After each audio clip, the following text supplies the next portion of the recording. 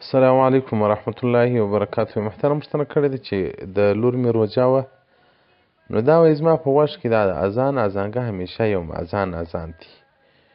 نو لور ته مې وویل چې اذانونه شروع دي، یو له اذان به نه یو ما له اذان یا لور مې روژه ماته کړه. هغه 12 منټه بعد اذانونه شروع سوه. نو اوس دا زما لور دا روژه بیا راوګرځي که نه راوګرځي. محترمه فقهای کرام وایي که سړي په خطا کې یا په سهو کې وخت داخل نه و، روژه یې ماته که پر دې سړي باندې قضا سته. که په دا غټه روژه کې یې ماته که کفاره ورباندې نسته، صرف قضا ده.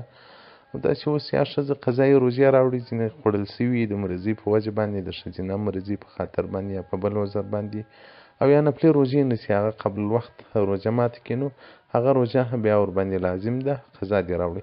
نو محترمه ورځې عجیبه ښېګڼدې لنډۍ ورځې دي، کوچنۍ ورځې دي، بیرته دې قضایي اعاده دې وکړي. هغه روژې ثواب الله پوره ورکوي، ثواب یې نه کمیږي، په ثواب کې هېڅ خبره نشته، خو صرف په هغه قضا به د روژې راوړي.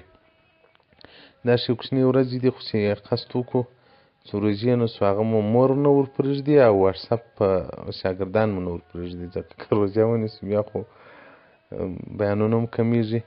په دا غټو روژه کې لا ډېر شاګردان چې بیا ما ویل د حاجي مولوي صاحب په روژه کې خبر نه در سره کېدله. مال په روژه کې خو د روژې قربان سم یو قسم هیبت و، یو دبدبه لري، سړی له خپل اختیاره څخه باسي.